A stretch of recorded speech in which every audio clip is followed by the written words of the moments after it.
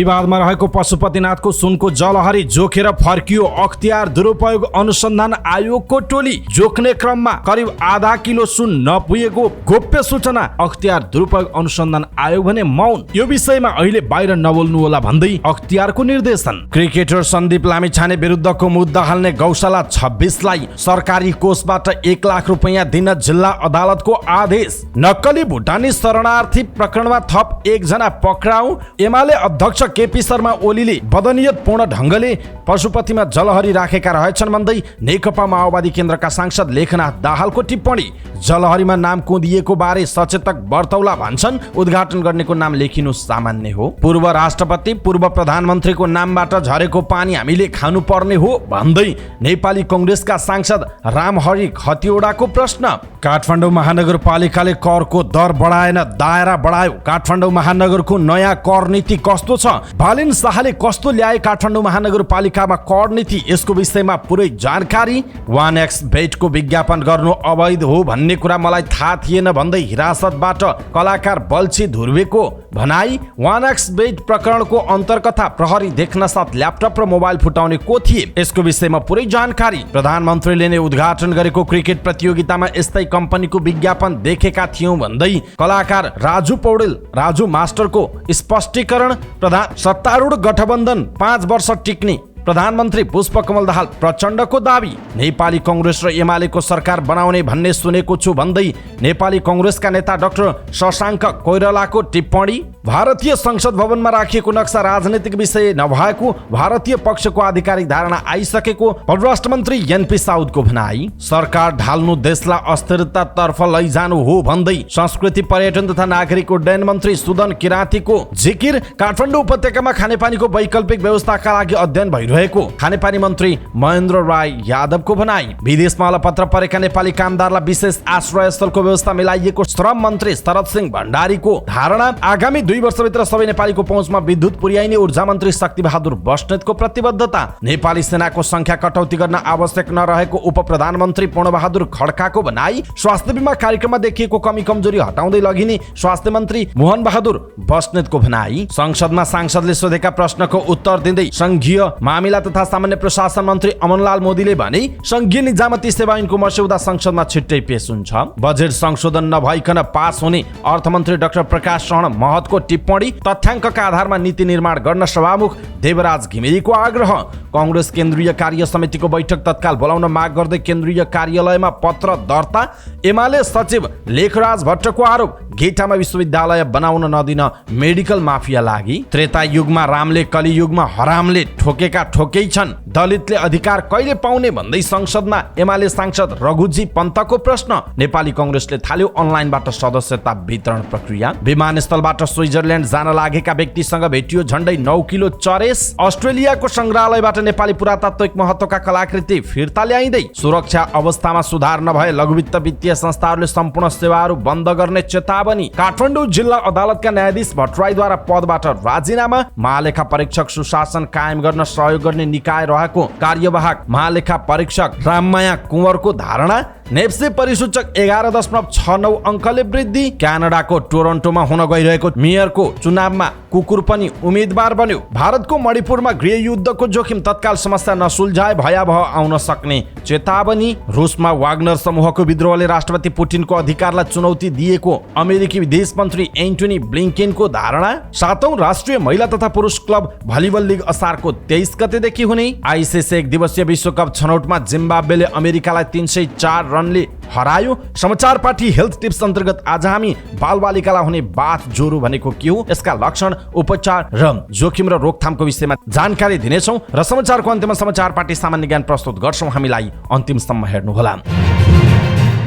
दर्शक महानुभाव नमस्कार। समाचारपाटी.com को न्यूज बुलेटिनमा यहाँलाई हार्दिक स्वागत छ। म प्रहलाद चन्द्र घिमिरे। सदाको झैं आज पनि हामी उपस्थित भएका छौं आजका मुख्य समाचार, ब्रेकिङ न्यूज अपडेट लगायत तपाईलाई काम लाग्ने हेर्नै पर्ने महत्त्वपूर्ण समाचारहरू लिएर। हाम्रो मेहनतका लागि यो भिडियोमा एउटा लाइक अवश्य गर्नुहोला। दर्शक महानुभाव पलपलको न्यूज अपडेटका लागि हाम्रो च्यानललाई तपाईले अहिलेसम्म सब्स्क्राइब गर्नुभएको छैन भने कृपया सब्स्क्राइब गर्नुहोस् अनि नजिकै आउने बेल आइकनलाई क्लिक गर्नुहोला। दैनिक रूपमा हेर्नुहुन्छ भने रेगुलर भनेर लेख्नु होला, आज पहिलोचोटि हो भने फर्स्ट टाइम भनेर लेखिदिनु होला। देशभित्र हुनुहुन्छ भने आफू रहेको गाउँठाउँ सहर जिल्लाको नाम लेख्नु होला। दर्शक महानुभाव विदेशबाट हामीलाई हेरिरहनु भएको छ भने कुन देशबाट हेरिरहनु भएको छ त्यो कुरा तलको कमेन्ट बक्समा कमेन्ट गर्नु होला।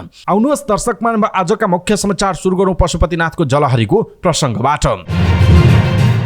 अख्तियार दुरुपयोग अनुसन्धान आयोगले आइतबार मध्यरातसम्म पशुपतिनाथ मन्दिरमा स्थापना गरिएको सुनको जलहरी जोख्ने र जाँच्ने काम गर्यो। त्यसबारेमा अख्तियारले अहिलेसम्म सार्वजनिक प्रतिक्रिया दिएको छैन। कोषका पदाधिकारीहरूले भने अनौपचारिक रूपमा जलहरी निर्माणमा खपत भएको भनिएको 108 किलो सुन आइतबार मध्यराती परीक्षणका क्रममा पुष्टि भएको दावी गरेका छन्। सुन जोख्ने क्रममा सहभागी एक कर्मचारीका अनुसार जलहरी र पेटी समेत तौलिँदा 107 किलो 468 ग्राम सुन भेटिएको हो। सुन जोखेपछि मुचुल्का बनाएर फर्किएको अख्तियारको टोलीले यो विषयमा अहिले बाहिर नबोल्नु होला भनेर निर्देशन दिएको भन्दै उनले आफ्नो नाम भने बताउन चाहेनन्। कोषका पदाधिकारीहरूले दावी गरे अनुसार ज्योतिर्लिङ्गमा राखिएको सुनको पेटी समेत जोग्दा आधा किलो सुन कम फेला परेको छ। कोषका पदाधिकारीहरू भने पटक पटक राख्ने र झिक्ने काम भएको अनि जलहरी स्थापना गरेको 2 वर्ष बितेकाले आधा किलो जति तौल कम हुनु स्वाभाविक हुने दावी गर्छन् भन्दै अनलाइन खबरले यो समाचार लेखेको छ। 2 वर्ष अघि पशुपति क्षेत्र विकास कोषले जलहरी जडान गरेको मुचुल्कामा भने 96 किलो 822 ग्राम सुन थियो। अख्तियारमा उजुरी दिनेहरूले करिब 97 किलो सुन खपत गरेका कोषका पदाधिकारीहरूले बाँकी 11 किलो सुन हिनामिना गरे भनेर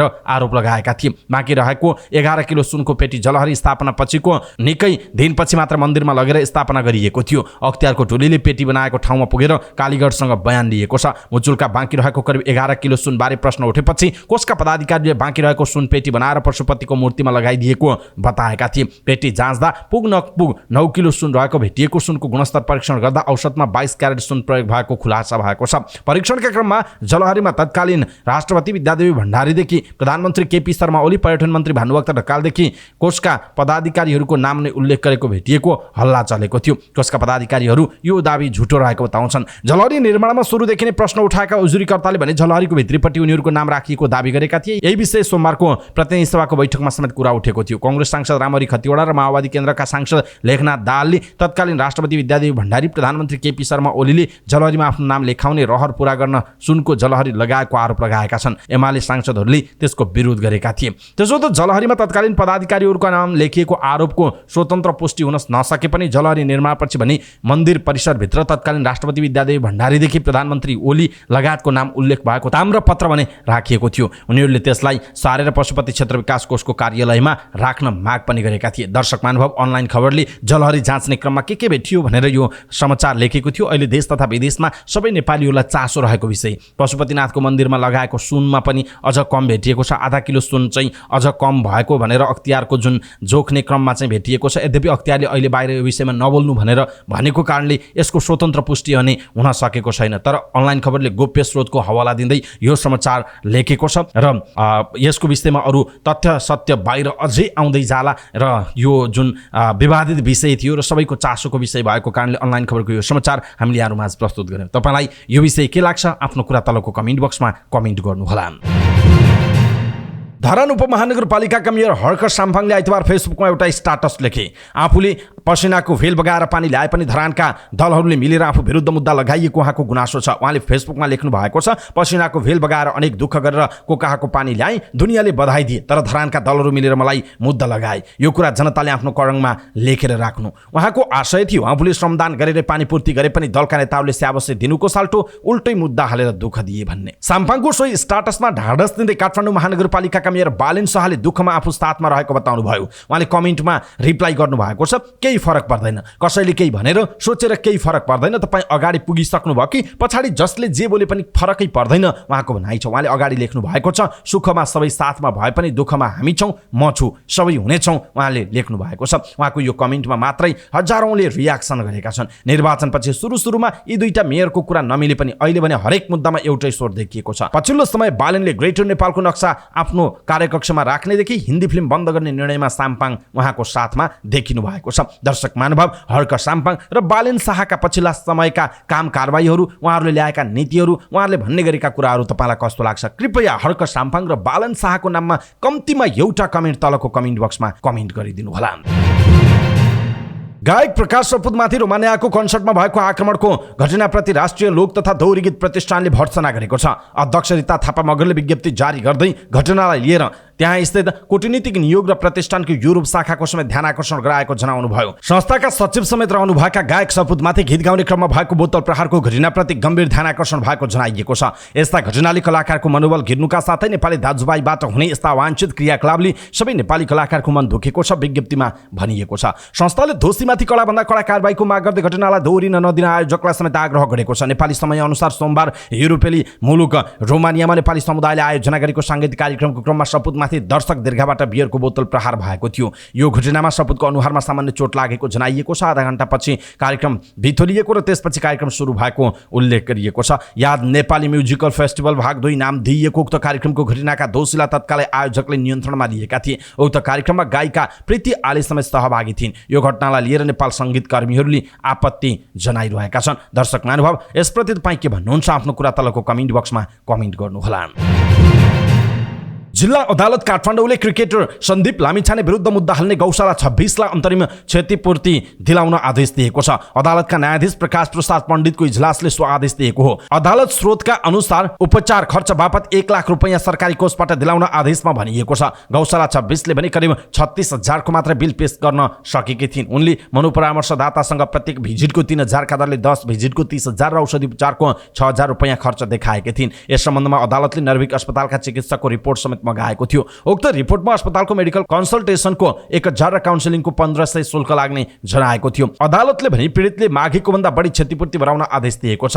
यसअघि गौशाला 26 ले सन्दीपबाट एकमुष्ट 10 लाख र मासिक 50,000 भरण पोषण खर्च मागेकी थिइन्। त्यसलाई भने अदालतले अस्वीकार गरेको थियो। अहिले अदालतको आदेश दिएको अन्तरिम क्षतिपूर्ति भने सरकारी कोषबाट भराउनु पर्ने जनाइएको छ। नक्कली भुटानी शरणार्थी प्रकरणका एकजना फरार प्रतिवादीलाई प्रहरीले पक्राउ गरेको छ। काठमाडौँको मण्डी खाटारबाट 24 वर्षीय आशिष बुढाथोकीलाई पक्राउ गरिएको जिल्ला प्रहरी परिसर काठमाडौँका एसपी सीताराम रिजालले जानकारी दिनुभयो। ठगीको रकम उनको खातामा जम्मा भएको देखिएकाले प्रतिवादी बनाइएको रिजालको भनाइ छ। नक्कली भुटानी शरणार्थी प्रकरणका फरार प्रतिवादीहरूको खोज तलास गर्ने क्रममा उनलाई पक्राउ गरिएको रिजालले भन्नुभयो। उनलाई जिल्ला अदालत काठमाडौँमा पेश गरेका छौं। नेपाली नागरिकलाई भुटानी शरणार्थी बनाएर अमेरिका लैजान्छु भन्दै करोडौं असुली गरेको प्रकरणमा प्रहरीले 30 जनालाई प्रतिवादी बनाएर 10 जेठमा जिल्ला अदालत काठमाडौँमा मुद्दा दायर गरेको थियो। त्यसबेला 16 जना मात्रै पक्राउ परेका थिए। पछि प्रहरीले थप 2 जनालाई पक्राउ गरेको थियो। पक्राउ परेका मध्ये पूर्व गृहमन्त्री बालकृष्ण खाँड, पूर्व ऊर्जा मन्त्री टोप बहादुर वायमाझी सहित 16 जनालाई पूर्वपक्षका लागि थुनामा पठाउन अदालतले असार 1 गते आदेश दिएको थियो। प्रतिवादी मध्ये लक्ष्मी महर्जन र टङ्कुकुमार गुरुङलाई धरोटीमा छोड्न आदेश पाएको थियो। प्रकरणका पूर्व गृहमन्त्री रामबहादुर थापा बादलका छोरा प्रतीक थापा अझै फरार रहेको जनाइएको छ।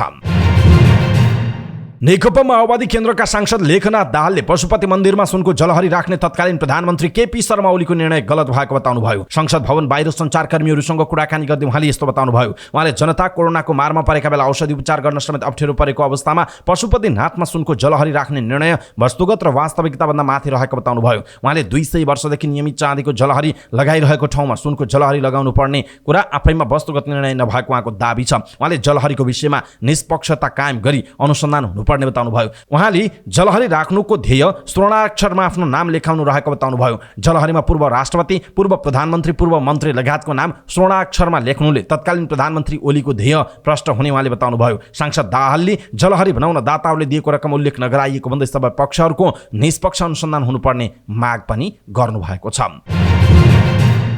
यसैबीच नेकपा एमालेका सचेतक महेश भर्तौलाले नेकपा एमालेको लोकप्रियतासँग डराएर सत्तापक्षले नागरिकमाथि भ्रम छरिरहेको बताउनुभयो। संसद भवन बाहिर सञ्चारकर्मीहरूसँगको कुराकानीमा उहाँले यस्तो बताउनु भएको हो। उहाँले पशुपतिमा राखिएको सुनको जलहरीमा अनियमितता गर्ने जो कोहीलाई पनि कारबाही हुनुपर्ने र एमाले भ्रष्टाचारी जोगाउने पक्षमा नरहेको स्पष्ट पार्नुभयो। उहाँले पशुपतिमा सुनको जलहरीको जाँच गर्न अख्तियार दुरुपयोग अनुसन्धान आयोग जानु नजानु भन्ने कुरा एमालेको सरुखारको विषय नभएको र सरकारले आफ्नो ढङ्गले काम गर्न पाउने बताउनुभयो। उहाँले नेकपा एमालेलाई बदनाम गराउन जनताको आँखामा छारो हाल्ने काम भइरहेको भन्दै एमाले नेताहरू जोडिएका घटनाहरू कुनै भए सबै घटनाको सत्य तथ्य छानबिन गर्न माग गर्नुभयो। उहाँले अख्तियारको पूर्ण रिपोर्ट नआइसकेको भन्दै जलहरीमा पूर्व राष्ट्रपति, पूर्व प्रधानमन्त्रीको नाम रहेको भन्ने कुरा सामान्य विषय भएको बताउनुभयो। उहाँले नेतृत्व लिएको हिसाबले नाम आए पनि ठूलो विषय नरहेको र उद्घाटन गरिएका ठाउँमा नेतृत्वको नाम आउनु स्वाभाविक भएको पनि बताउनुभयो। सचेतक भर्तौलाले देशको नेतृत्व गरिसकेको मानिसको नाम उद्घाटन गरिएको ठाउँमा लेखियो भनेर बस्नुको तर्क गर्ने अर्को ठाउँ नपाउनु भएको बताउनु भएको छ।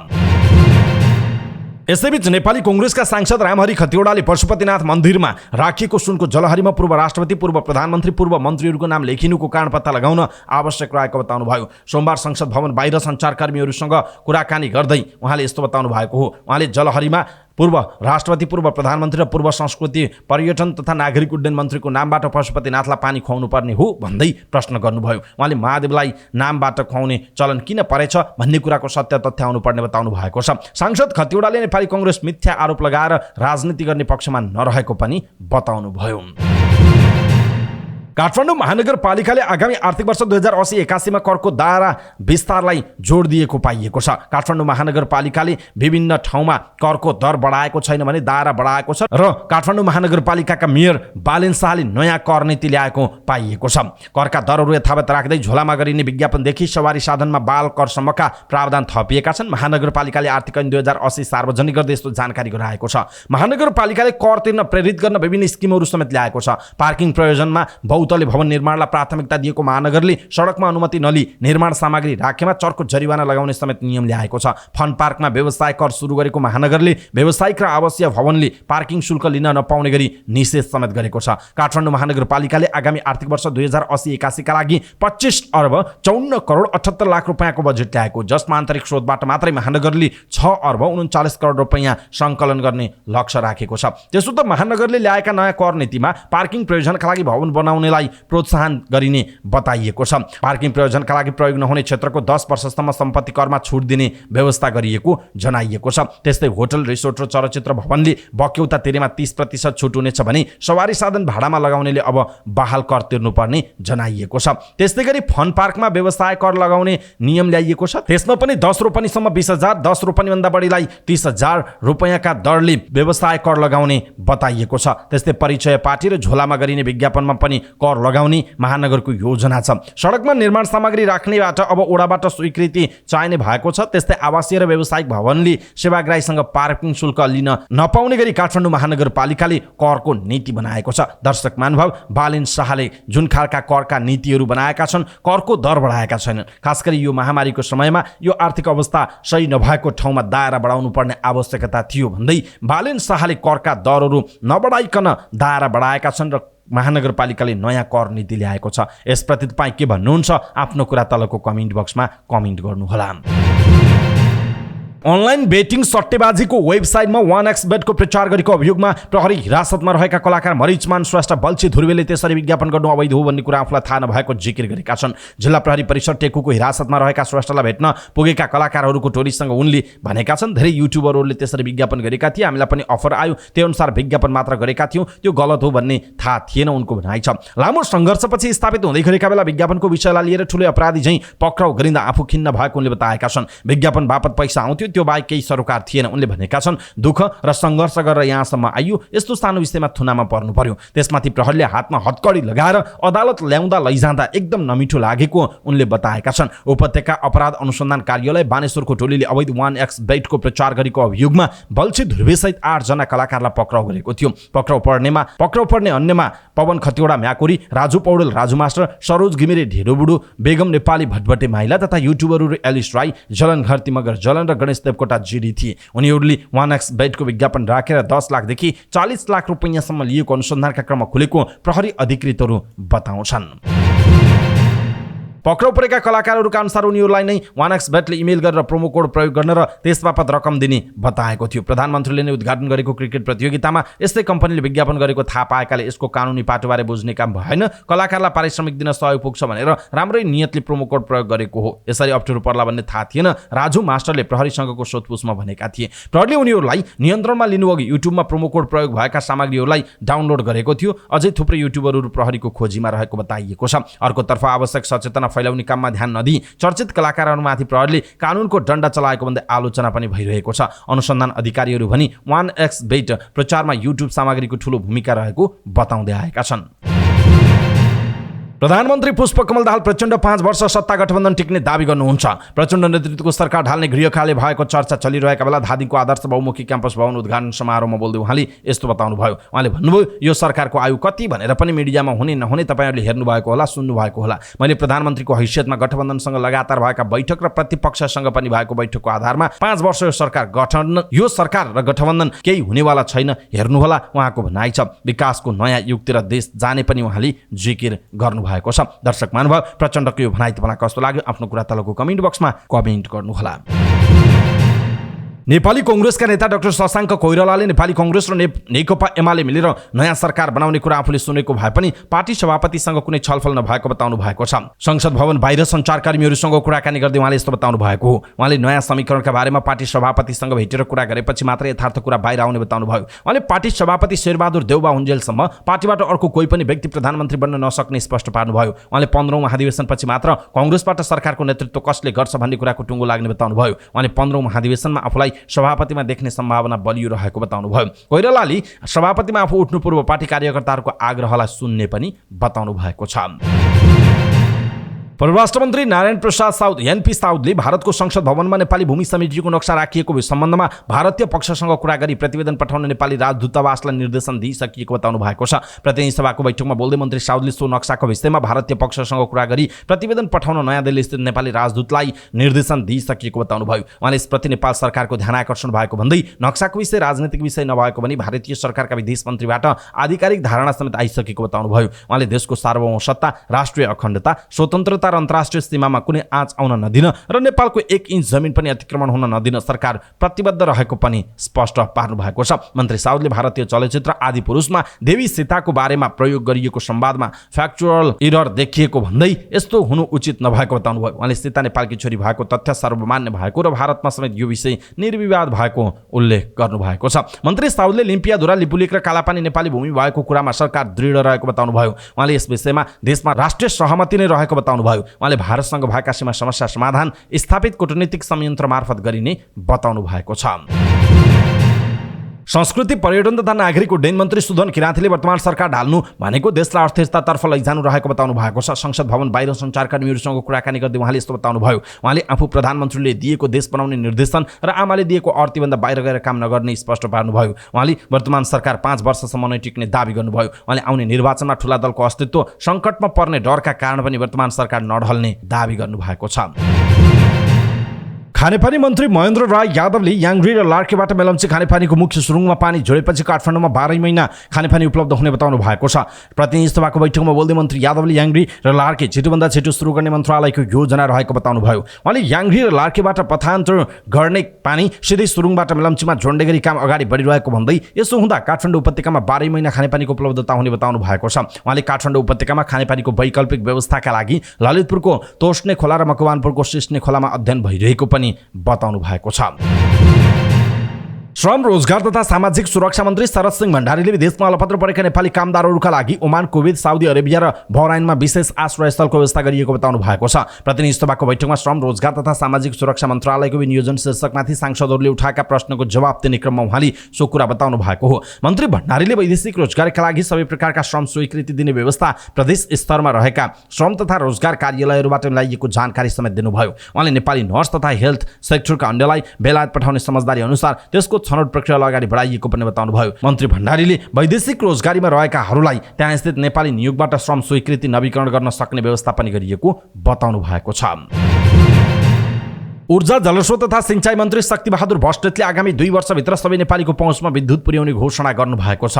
प्रतिनिधि सभाको बैठकमा ऊर्जा, जलस्रोत तथा सिंचाई मन्त्रालयको विनियोजन शीर्षकमाथिका सांसदहरूले उठाएका प्रश्नहरूको जवाब दिने क्रममा उहाँले यस्तो बताउनु भएको हो। मन्त्री भष्टले अहिलेसम्म 96% नेपालीको पहुँचमा विद्युत पुगेको उल्लेख गर्दै आगामी 2 वर्षभित्रै सबैले भरपर्दो र गुणस्तरीय विद्युत सेवा पाउने गरी योजना बनाइएको र त्यसलाई कार्यान्वयनमा लगिने बताउनुभयो। उहाँले कर्णाली प्रदेश र सुदूरपश्चिम प्रदेशका आगामी 2 वर्षभित्र विद्युतीकरण गरिसक्ने लक्ष्यका साथ सरकारले काम गरिरहेको बताउनुभयो। मन्त्री बस्नेतले विद्युत खपतका लागि विद्युतीय सवारी साधनको प्रयोग बढाउने र खाना पकाउने एलपी ग्यासको परनिर्भरता घटाउँदै लैजाने सरकारको नीति रहेको स्पष्ट पार्नुभयो।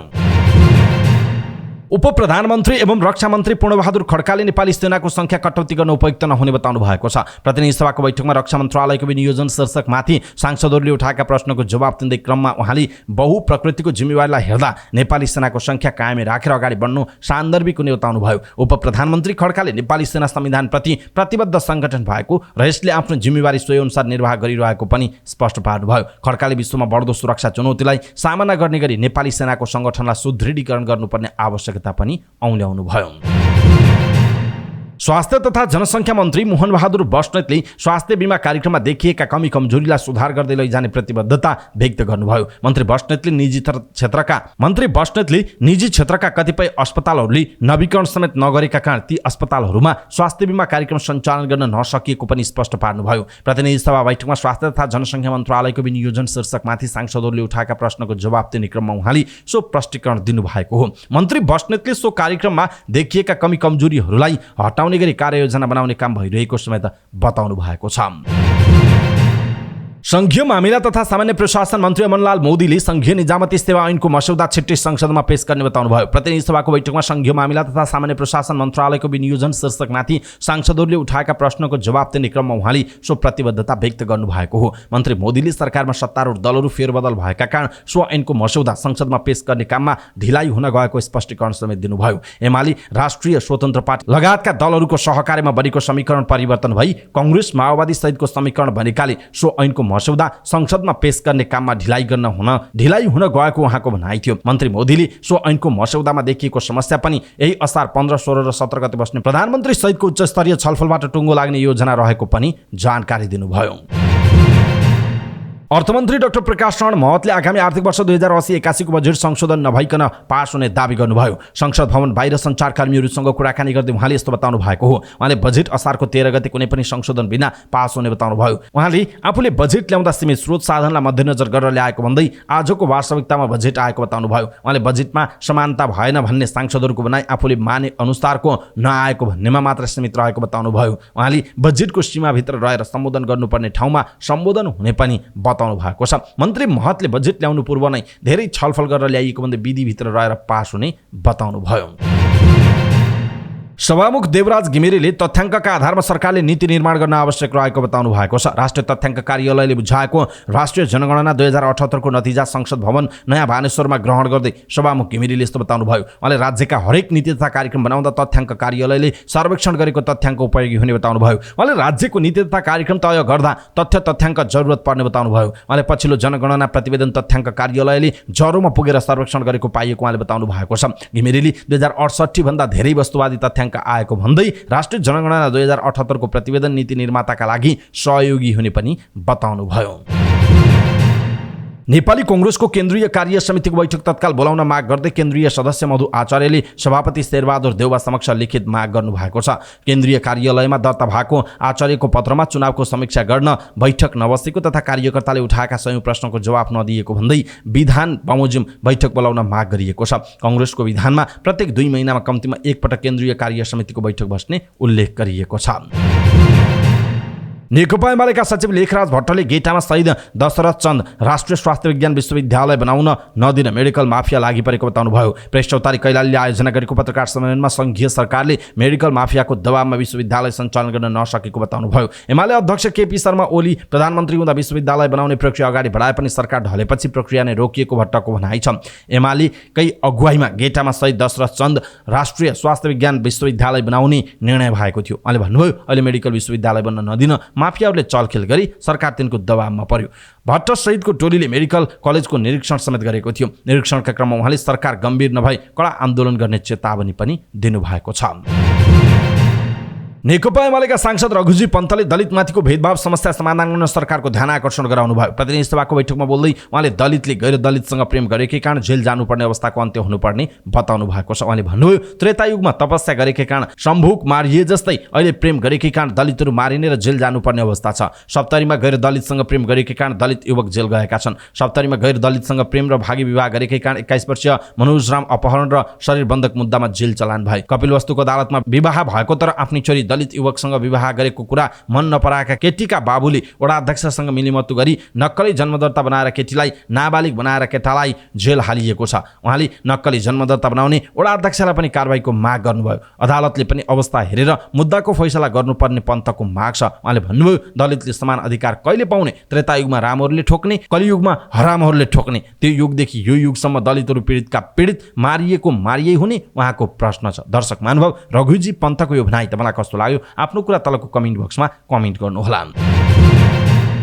नेपाली कांग्रेसले अनलाइनबाट सदस्यता वितरण सुरु गरेको छ। अनलाइन आवेदन मार्फत प्राप्त गर्न सकिने सदस्यता साधारण सदस्यता हो। कांग्रेसको विधानमा साधारण क्रियाशील गरी दुई प्रकारका सदस्यता वितरण हुने व्यवस्था छ। साधारण सदस्यता वितरण गरिने विगतमा प्रचलन थिएन। साधारण सदस्यता प्राप्त गरेको व्यक्तिले 1 वर्षपछि क्रियाशील सदस्यता पाउने विधानको प्रावधान छ। कांग्रेसको सदस्यता लिनका लागि पार्टीको साइटमा उपलब्ध गराइएको फर्म भर्नुपर्ने हुन्छ। सदस्यता प्राप्त गर्नका लागि नाम, जन्ममिति, इमेल आइडी, मोबाइल नम्बर, राष्ट्रिय परिचय पत्र नम्बर, ठेगाना, ब्लड ग्रुप, भाषा, पेशा, प्रदेश, जिल्ला लगायतको विवरण भर्नुपर्छ। साथै पासपोर्ट आकारको तस्बिर, नागरिकताको अघिल्लो भाग र पछाडिको फोटो पनि अपलोड गर्नुपर्ने हुन्छ। सदस्यता प्राप्त गर्नका लागि 20 रुपैयाँ तोकिएको छ। सबै विवरण भरिसकेपछि म पूर्ण निष्ठा र इमान्दारिताका साथ राष्ट्रियता, लोकतन्त्र र समाजवादको आदर्श, सिद्धान्त एवं उद्देश्यमा आस्था राख्दै पार्टीको विधान र अनुशासन पालना गर्न प्रतिबद्धताका साथ शुल्क रु 20 बुझाइ नेपाली कांग्रेसको सदस्यता प्राप्ति नवीकरणका लागि आवेदन गर्दछु भन्ने वाक्यांशमा सहमति जनाई टिक लगाउनुपर्छ। प्रतिबद्धता जनाइसकेपछि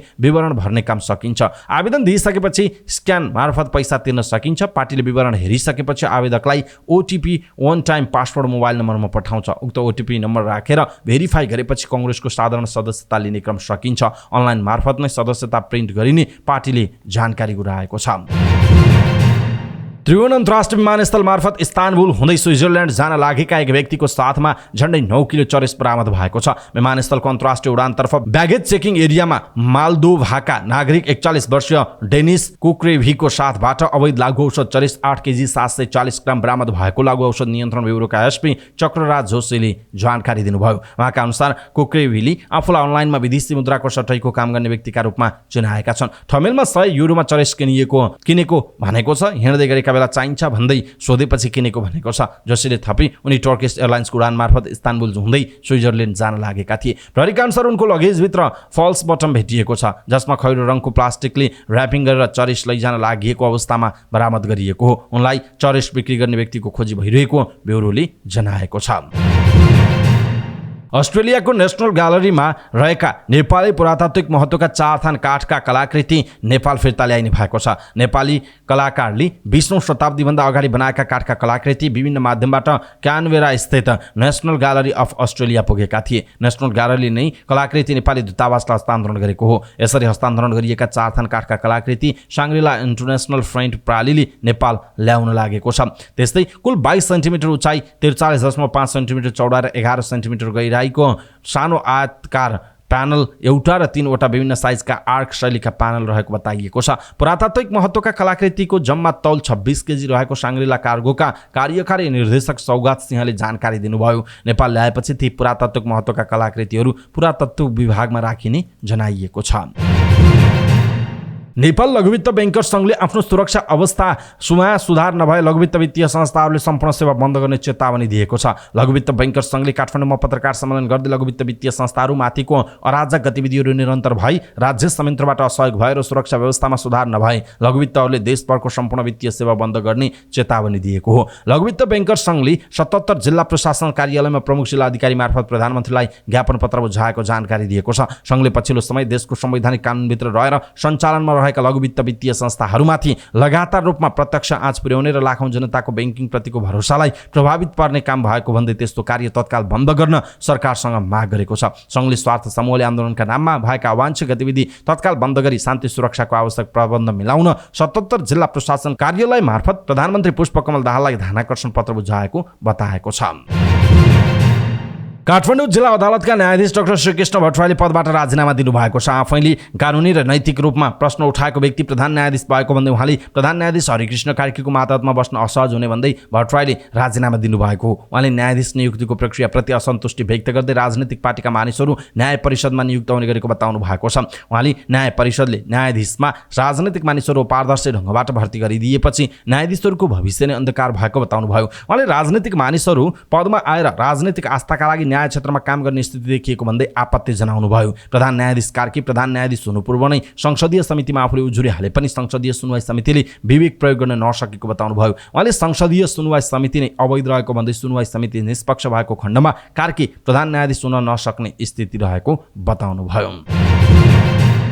महालेखा परीक्षकको कार्यालयका कार्यवाहक महालेखा परीक्षक राममाया कुँवरले महालेखा परीक्षकको कार्यालय मुलुकमा सुशासन कायम गर्न असहयोग गर्ने निकाय नभएको बताउनु भयो। राष्ट्रिय सभा अन्तर्गतको राष्ट्रिय सरोकार तथा समन्वय समितिको बैठकमा बोल्दै कार्यवाहक महालेखा परीक्षक कुँवरले यस्तो बताउनु भएको हो। उहाँले पछिल्लो समय महालेखा परीक्षकको कार्यालयले विकास निर्माण लगायतका क्षेत्रमा असहयोग गरेको आरोप लाग्न थालेको भन्दै महालेखा परीक्षकको कार्यालय सहयोग गर्ने निकाय भएको स्पष्ट पार्नुभयो। उहाँले महालेखा परीक्षकको कार्यालयले बेरुजु लगायतका कुराहरू सार्वजनिक गर्दा विकास निर्माणका काममा ढिलासुस्ती भएको आरोप लाग्ने गरेको बताउनु भयो। उहाँले महालेखा परीक्षकको कार्यालयले अनियमितता सीमाभन्दा बाहिर गएर काम गर्न खोजेको ठाउँमा औल्याउने काम गरेकाले विकास निर्माणका काममा ढिलासुस्ती भएको स्वीकार गर्नुभयो। उहाँले स्थानीय तह तथा अन्य निकायहरूले आरोप लगाउनु जायज भएको पनि उल्लेख गर्नुभयो। उहाँले स्थानीय तहको बेरुजु कम गर्नका लागि स्थानीय तहबाट नै सुधार गर्नुपर्ने आवश्यकता रहेको बताउनु भयो। उहाँले स्थानीय तहमा 5 वर्ष एउटा अवधि सकिएर अर्को अवधि सुरु भएकाले अब सुधार गर्न आवश्यक रहेको पनि बताउनु भएको छ। साताको दोस्रो कारोबारको दिन सोमबार नेप्से परिसूचक सामान्य अङ्कले वृद्धि भएको छ। आइतबार 62.21 अङ्कले बढेको नेप्से परिसूचक सोमबार 11.69 अङ्कले बढेर 2129.42 बिन्दुमा पुगेको छ। त्यस्तै सेन्सिटिभ इन्डेक्स 3.66 अङ्कले बढेको छ भने फ्लोट इन्डेक्स 0.99 अङ्क र सेन्सिटिभ फ्लोट इन्डेक्स 1.40 अङ्कले बढेको छ। कारोबारमा आएका 279 कम्पनीको 1,19,03,000 किता सेयर 5,31,24,22,000 रुपैयाँ बराबरको सेयर खरिद बिक्री भएको छ। आइतबारको तुलनामा सोमबार कारोबार रकम पनि गिरावट आएको छ। आइतबारको तुलनामा करिब 1 अर्ब बढीले गिरावट आएको हो। आइतबार 6,49,04,04,00,000 रुपैयाँ बराबरको सेयर खरिद बिक्री भएको थियो। आइतबारको कारोबारमा नेप्सेका 13 उपसमूह मध्ये 8 उपसमूहको परिसूचक बढेको छ भने 5 उपसमूहको परिसूचकमा गिरावट आएको छ, जसमा जलविद्युत, जीवन बीमा, निर्जीवन, अन्य र व्यापार उपसमूहको परिसूचकमा गिरावट आएको छ। माइक्रो फाइनान्स उपसमूहको परिसूचक सबैभन्दा बढी 3.99% बढेको छ भने फाइनान्स उपसमूहको परिसूचक 3.11% बढेको छ। नेप्से परिसूचक 11.69 अङ्कले बढेसँगै हिमालयन लाइफ इन्स्योरेन्स कम्पनीको सेयर सकारात्मक सर्किट लेभलमा कारोबार भएको छ। त्यस्तै बीपीओ वित्तीय संस्था लगायत अन्य 7 वटा कम्पनीको 9.99% बढेको छ। तर यता सुपर म्यादी हाइड्रो पावर कम्पनीको 6.94% मूल्य गिरावट भएको छ। सोमबारको कारोबारमा शिवम सिमेन्ट्स कम्पनीको 42 करोड 5 लाख रुपैयाँ बराबरको सेयर कारोबार भएको जनाइएको छ। क्यानाडाको टोरन्टोमा हुन गइरहेको चुनावमा कुकुर पनि उम्मेदवार बनेको छ। मेयर पदका लागि 120 जनाको उम्मेदवारी परेकोमा मौली नामको कुकुरको पनि उम्मेदवारी रहेको बीबीसी हिन्दीले जनाएको छ। मौलीका मालिक टप्सी हेप्सीले सडकमा पोखिने नुनको विरुद्धमा कुकुरलाई मेयरको उम्मेदवार बनाएको बताएका छन्। जाडोमा सडकको हिउँ पगाल्न प्रयोग गरिने ठूलो मात्राको नुनले कुकुरको खुट्टामा गम्भीर असर गर्ने र यसको बारेमा आवाज उठाउँदा सुनवाई नभएपछि कुकुरलाई नै मेयरको उम्मेदवार बनाएको टप्सीले बताएका छन्। मौलीको तर्फबाट मालिक टप्सीले चुनाव जितेमा यस्तो आवाज ठूला व्यवसाय मा कर वृद्धि, घर र कार्यालयहरू तताउनका लागि प्रयोग गरिने जीवाश्म इंधन प्रणालीमा प्रतिबन्ध लगायतका विषयमा प्रतिबद्धता जनाएका छन्। भारतको मणिपुर राज्यमा गृहयुद्धको जोखिम बढेको छ। 2.5 महिनादेखि साम्प्रदायिक हिंसाबाट गुज्रिरहेको मणिपुरमा पछिल्ला घटनाक्रमले गृहयुद्धको जोखिम बढाएको सुरक्षा विश्लेषकहरूलाई उद्धृत गर्दै बीबीसीले जनाएको छ। लिबिया, लेबनान, नाइजेरिया, सिरिया लगायतका देशमा जस्तै जुनसुकै बेला नागरिकको जनधनको क्षति पुग्ने जोखिम मणिपुरमा बढेको छ। मणिपुरका बहुसंख्यक मैतेई समुदाय र कुकी समुदाय बीच भएका भिडन्तहरूमा 100 जना भन्दा धेरैको जान गइसकेको छ भने 400 जना भन्दा धेरै घाइते भएका छन्। 350 वटा आश्रय स्थलमा 60,000 विस्थापितहरू कष्टकर जीवन बिताइरहेका छन्। राज्यमा 40,000 सुरक्षाकर्मी परिचालन गरिएको भए पनि हिंसाका घटनाहरू रोकिएका छैनन्। लडाईँ गरिरहेका दुई समुदायबीच अविश्वासको तह झनै बढेको छ। प्रदर्शनकारीहरूले 200 वटा भन्दा धेरै गिर्जाघर र 17 वटा मन्दिरमा आगजनी गरिसकेका छन्। राज्यमा विद्यालय र इन्टरनेट सेवा बन्द छ। 2.5 महिनादेखि रात्रिकालीन कर्फ्यू कायमै छ। म्यानमारको सीमासँग जोडिएको मणिपुरमा साम्प्रदायिक हिंसा नौलो नभए पनि यसपटक गृहयुद्धको खतरा बढेको उल्लेख छ। मैतेई समुदायले आफूलाई पनि जनजातिको समुदायको मान्यता दिनुपर्ने माग राखेपछि कुकी समुदायले विरोध गर्दा तनाव चर्किएको भए पनि अरू धेरै कारणले साम्प्रदायिक हिंसा बढिरहेको छ। मणिपुरमा 33 वटा जातीय समुदायको बसोबास छ। झन्डै 33 लाख जनसङ्ख्या रहेको मणिपुरमा मैतेई, नागा र कुकी विद्रोहीहरूले लामो समयदेखि सशस्त्र अभियान चलाउँदै आएका छन्। अमेरिकी विदेश मन्त्री एन्टोनी ब्लिङ्केनले रुसमा विद्रोही समूह वाग्नरले गरेको विद्रोहले राष्ट्रपति भ्लादिमिर पुटिनको अधिकारमा समस्या देखिएको बताएका छन्। उनले निजी सैन्य समूह वाग्नरले गरेको विद्रोहले पुटिनको अधिकारलाई प्रत्यक्ष चुनौती दिएको बताएको बीबीसीले जनाएको छ। रुसमा भएको विद्रोहलाई लिएर युरोपेली देशहरूसँग परामर्श गरिरहेको अमेरिकाले पहिलो टिप्पणी गरेको हो। रुसमा हुन लागेका विद्रोहका बारेमा अमेरिकी जासुसहरूले केही समय अघि नै राष्ट्रपति जो बाइडेन लगायत उच्च तहमा जानकारी गराइसकेको पनि खबरमा उल्लेख गरिएको छ। रुस सरकारसँग सहमति भएपछि भाडामा सेना उपलब्ध गराउने वाग्नर समूह शिविरमा फर्किएको छ। वाग्नर समूहसँग भएको सम्झौता बारेमा रुसले विस्तृत जानकारी गराएको छैन, तर यस घटनाले रुसले युक्रेन युद्धमा निजी सेना प्रयोग गरी क्रूर लडाईँ गरिरहेको बारेमा नयाँ बहस पनि सुरु भएको छ। 7औं प्रधानमन्त्री कप एनभिए राष्ट्रिय महिला तथा पुरुष क्लब भलिबल लिग आगामी असार तेस्रो सातादेखि सुरु हुने भएको छ। नेपाल भलिबल संघको आयोजनामा आगामी असारको 23 देखि 30 गतेसम्म पुरुष तथा महिला भलिबल क्लब लिग हुने भएको हो। यसै संस्करणदेखि प्रतियोगितामा प्रधानमन्त्री कप नाम राखिएको छ। संघले एक कार्यक्रमको आयोजना गर्दै प्रतियोगिताको बारेमा जानकारी दिएको छ। क्लब भलिबल च्याम्पियनसिपमा पुरुषतर्फ 8 र महिलामा 6 टोलीले प्रतिस्पर्धा गर्दैछन्। 5 महिना अगाडि सम्पन्न क्लब भलिबल च्याम्पियनसिपबाट छनौट भएका टोलीले क्लब भलिबल लिग खेल्न लागेको जनाइएको छ। पुरुषमा tiptop help Nepal sports club, Tribhuvan army, सशस्त्र प्रहरी बलको एपीएफ, नेपाल पुलिस, दवाली मिलन क्लब, केशवलाल स्मृति प्रतिष्ठान, गण्डकी प्रदेश भलिबल क्लब संघ र सैलुङ बागढुङ्गा स्पोर्ट्स क्लबले चुनौती प्रस्तुत गर्नेछन्। महिलामा भने Nepal police, new diamond youth sports club, APF army, Everest volleyball club र गण्डकी प्रदेश भलिबल क्लबले प्रतिस्पर्धा गर्नेछन्। प्रत्येक टोलीले 3 जना विदेशी खेलाडी समावेश गर्न पाउने नेपाल भलिबल संघका अध्यक्ष जितेन्द्र बहादुर चन्दले जानकारी दिनुभयो। पुरुष र महिला दुवैतर्फ शीर्ष 3 स्थान प्राप्त गर्ने टोलीले क्रमशः 6 लाख, 3 लाख र 1,50,000 रुपैयाँ पुरस्कार पाउने जनाइएको छ। चौथो स्थानमा रहने टोलीले भने 75,000 रुपैयाँ पुरस्कार पाउने जनाइएको छ। प्रतियोगिताका लागि राष्ट्रिय खेलकुद परिषदले 40 लाख रुपैयाँ सहयोग गरेको संघले जनाएको छ। आइसिसी 1 दिवसीय विश्वकप छनौटमा जिम्बाब्वेले अमेरिकालाई 304 रनको फ्राकिलो अन्तरले हराएको छ। जिम्बाब्वेले दिएको 409 रनको कीर्तिमानी लक्ष्य पछ्याएको अमेरिका 25 ओभर 1 बलमा 104 रनमा अल आउट भयो। अमेरिकाका अभिषेक परदकरले सर्वाधिक 24 रन बनाए। बलिङतर्फ जिम्बाब्वेका रिचार्ड्स नगरभा र सिकन्दर राजाले 2-2 विकेट लिए। यसअघि घरेलु मैदान हरारेमा टस हारेर ब्याटिङको निम्तो पाएको जिम्बाब्वेले निर्धारित 50 ओभरमा 6 विकेट गुमाएर 408 रन बनायो। जिम्बाब्वेका कप्तान सेन विलियम्सले 174 रन बनाए। उनले 101 बलमा 21 चौका र 5 छक्का प्रहार गरे। यस्तै जोएलर्ड गुम्बीले 78, सिकन्दर राजाले 48 र रायन बर्डले 47 रन बनाए। बलिङतर्फ अमेरिकाका अभिषेक परदकरले 3 र जेसी सिंहले 2 विकेट लिए। यो 1 दिवसीय अन्तर्राष्ट्रियमा रनको आधारमा दोस्रो सबैभन्दा फराकिलो अन्तरको हार हो। 1 दिवसीय अन्तर्राष्ट्रियमा सबैभन्दा ठूलो अन्तरको हार श्रीलङ्काले बेहोरेको छ। गएको जनवरीमा भारतले घरेलु मैदानमा भएको खेलमा श्रीलङ्कालाई 317 रनले हराएको थियो। यो हारसँगै अमेरिका प्रतियोगितामा जितविहीन बनेको छ। अमेरिका 4 वटै खेलमा पराजित भएको हो। जिम्बाब्वे भने प्रतियोगितामा अपराजित बनेको छ। समाचार पार्टी न्यूज बुलेटिनमा पालो भएको छ समाचार पार्टी हेल्थ टिप्स। आजको समाचार पार्टी हेल्थ टिप्समा हामीले बालबालिकालाई हुने बाथ ज्वरो भनेको के हो भनेर जानकारी दिनेछौँ। हामीलाई अन्तिमसम्म हेर्नुहोला। बाथ रोग जोर्नीसँग सम्बन्धित रोग हो भन्ने धेरैलाई थाहा भए पनि बाथ ज्वरोको विषयमा पनि कमी मात्रालाई जानकारी भएको हुन सक्छ। बाथ ज्वरो प्राय बच्चालाई हुने एक किसिमको रोग हो। घाँटी दुख्ने समस्या र छालाको संक्रमण हुँदा समयमा उपचार नभएमा वा अपुरो उपचार हुँदा बाथ ज्वरो हुन सक्छ। 5 देखि 15 वर्षसम्मका बालबालिकालाई बढी हुने यो रोगले मुटु, हाड जोड्नी र स्नायु प्रणालीमा समस्या ल्याउँछ। यसलाई चिकित्सकीय भाषामा एक्युट रिम्याटिक फिभर भनेर भनिन्छ।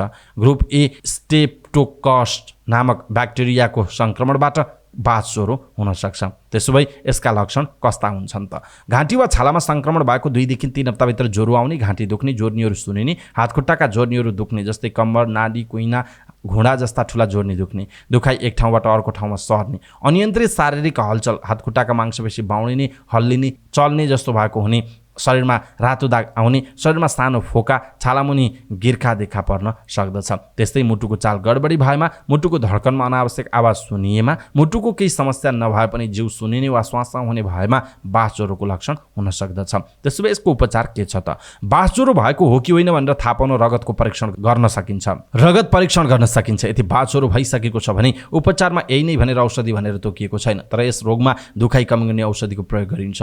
बिरामीको अवस्था हेरेर विभिन्न एन्टिबायोटिक चलाउने गरिन्छ। यदि मुटुको भल्भमा नै नोक्सान पुर्याइसकेको भएमा शल्यक्रिया समेत गर्ने गरिन्छ। यो रोग निको भइसकेपछि फेरि फर्कने सम्भावना हुन्छ, त्यसैले लामो समयसम्म एन्टिबायोटिक औषधि खाइरहनुपर्ने हुनसक्छ। त्यसो भए यसको जोखिम कस्तो हुन्छ? बाथ ज्वरोको समयमा उपचार नभएमा यसले मुटुको भल्भमा हानि पुर्याउँछ। यसको समयमै पहिचान गरेर उपचार गरिएन भने मुटु रोग भविष्यमा मुटु रोग तथा हार्ट फेल हुने सम्भावना हुन सक्छ, जसलाई मेडिकल भाषामा रिम्याटिक हार्ट डिजिज भनेर भनिन्छ। त्यसो भए यसको रोकथामको उपाय के छ त? बास ज्वरोबाट बालबालिकालाई बचाउन पोषणयुक्त खाना खुवाउने, घाँटी दुख्ने, हल्का ज्वरो आउने, जोड्नी दुख्ने जस्ता समस्या देखिएमा बेलैमा उपचार गर्नुपर्छ। सामान्य रोग भनेर हेलचक्राइ गर्नु हुँदैन। दर्शक महानुभाव, आज हामीले आउँला बालबालिकालाई हुने बाथ ज्वरो के हो, यसका लक्षण, रोकथाम र उपचारको विधिको विषयमा जानकारी दिउँ। तपाईँलाई कस्तो लाग्यो आफ्नो कुरा तलको कमेन्ट बक्समा कमेन्ट गर्नुहोला। सबै नेपालीहरू माझ पुर्याउनका लागि यो हेल्थ टिप्स आफ्नो फेसबुक, ट्विटर लगायतका सामाजिक सञ्जालमा सेयर गर्न नबिर्सिनुहोला। समाचार पार्टी न्युज बुलेटिनमा पालो भएको छ समाचार पार्टी सामान्य ज्ञान। समाचार पार्टी सामान्य ज्ञान अन्तर्गत हिजोको प्रश्न रहेको थियो, ताप्लेजुङ जिल्लाको फक्ताङलुङ गाउँपालिका पूर्ण खोप सुनिश्चित पालिका कहिले घोषित भएको हो? यसको सही उत्तर हो विक्रम सम्वत 2080 साल जेठ 27 गते। समाचार पार्टी सामान्य ज्ञान अन्तर्गत आजको प्रश्न छ, इटालीका पूर्व प्रधानमन्त्री सिल्भियो बर्लुस्कोनीको निधन कहिले भएको हो? इटालीका पूर्व प्रधानमन्त्री सिल्भियो बर्लुस्कोनीको निधन कहिले भएको हो? कृपया आफूलाई लागेको सही उत्तर तलको कमेन्ट बक्समा कमेन्ट गर्नुहोला। अवस्था दर्शक महानुभाव, समाचार पार्टी .com को न्युज बुलेटिन अहिलेका लागि यति नै। हामीले प्रस्तुत गरेका यी समाचारहरूप्रति तपाईँको धारणा के छ? आफ्नो धारणा तलको कमेन्ट बक्समा कमेन्ट गर्नुहोला। हाम्रो मेहनतका लागि यो भिडियोमा एउटा सानो लाइक अवश्य गर्नुहोला। दर्शक महानुभाव, पलपलको न्युज अपडेटका लागि हाम्रो च्यानललाई तपाईँले अहिलेसम्म सब्स्क्राइब गर्नुभएको छैन भने कृपया सब्स्क्राइब गर्नुहोस् अनि नजिकै आउने बेल आइकनलाई क्लिक गर्नुहोला। पलपलको न्युज अपडेटका लागि समाचार पार्टी .com को न्युज बुलेटिन आज साँझ 6 बजे लिएर फेरि हामी उपस्थित हुनेछौँ। पलपलको न्युज अपडेटका लागि समाचार पार्टी .com हेर्दै गर्नुहोस्। नमस्कार।